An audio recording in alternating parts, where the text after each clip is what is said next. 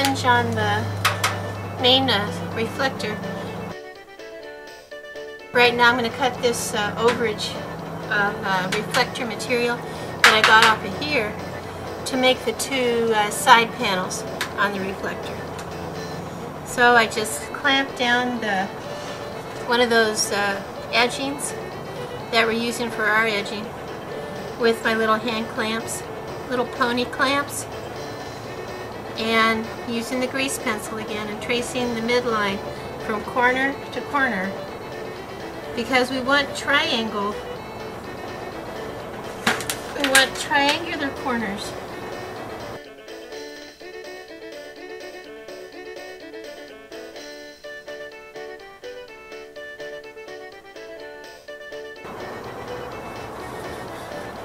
To come off of either side. And besides, it's a good way to use up the reflective material, is to keep it integral to where it came from. So when I cut these, they're going to go there on either side, and then we're going to edge everything off and you know, give it a nice finish. Put in a few more rivets along the finish up there. And I think tonight we have enough sunlight to put some of those fixtures on the water pipes in the bread box. Okay, I'm working on the edge.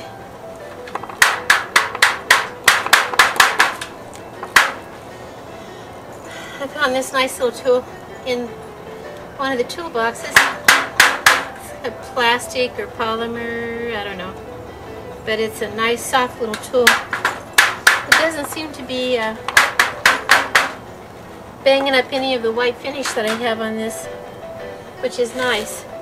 And give it little tiny taps.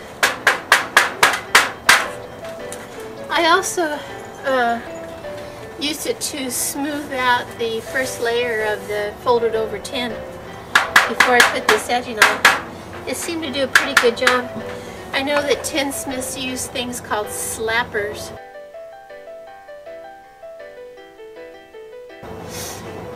Which is a steel, springy like hammer.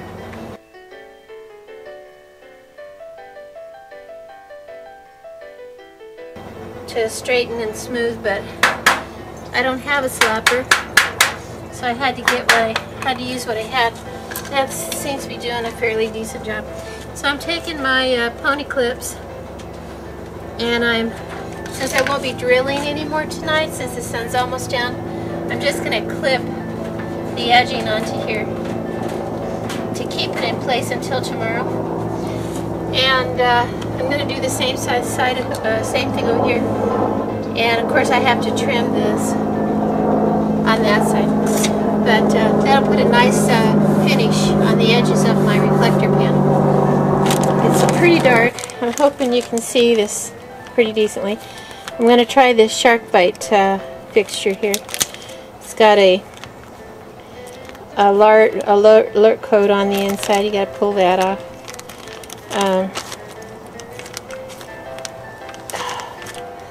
Okay, that's what it looks like on the inside on one side. That's the threaded side, and it has the little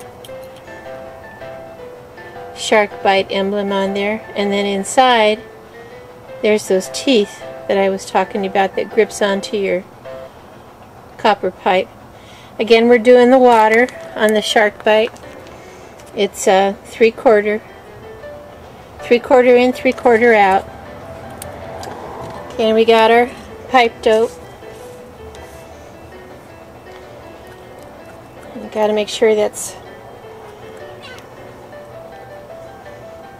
you know, mixed up pretty well. I mixed this up the other day, so it's not too bad. I'm going to take off the hot.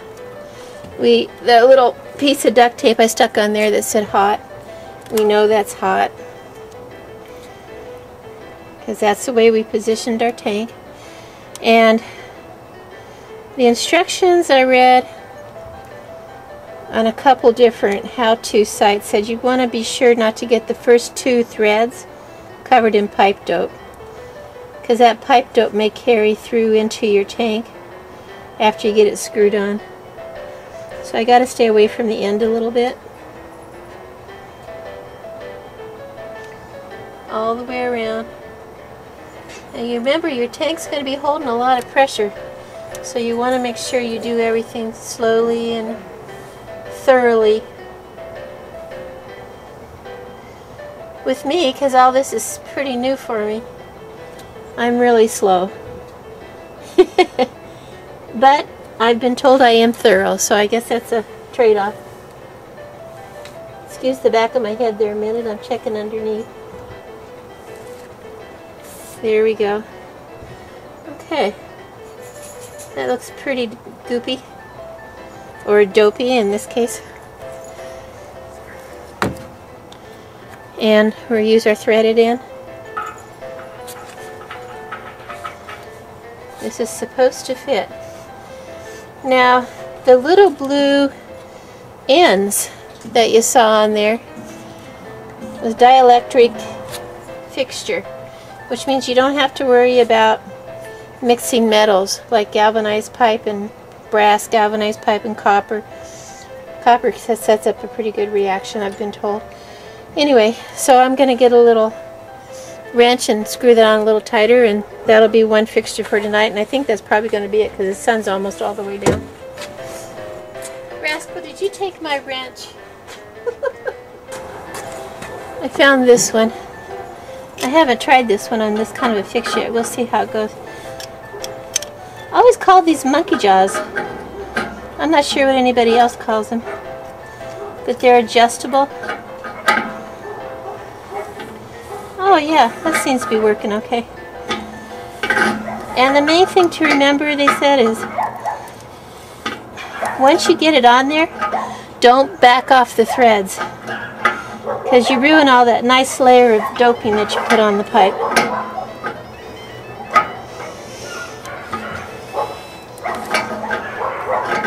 These aren't quite as heavy as my other ones, but until Rascal returns them,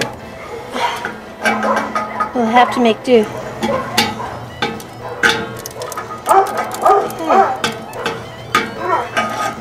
That's not too bad. I might turn it another 1 or 2 times when I find my other pipe wrenches, but for now, it's late, I'm tired, I'm hungry. That's it for right now. Hot. Well, good morning. Somebody was asking, or we were talking about the designs for the red box water heater, and you know, it dawned on me that I never showed you how I keep track of my notes and stuff for it, so that I know I'm doing what I want to do, because you may start out 3 weeks ago and have an idea, and if you don't write it down, it'll be gone. I just start out with notes, any ideas or drawings that come into my head. I pop it down, all addresses and phone numbers, and I just have it all down from beginning to end. Size of the water heater, what prices different stores sell for water heaters, any notes from the internet and where I got them, so if I have any questions to go back, any pictures on how to plumb. This one came from an internet project from I think it's called Backyard Solar, that great project the guy did, put in his own red box water heater in Florida. Anything like this, I just keep in the same notebook.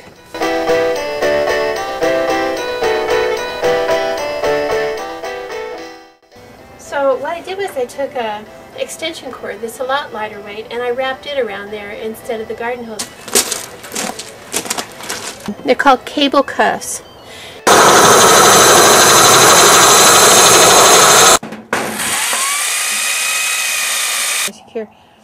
Well, these are some of the washers I had available to me.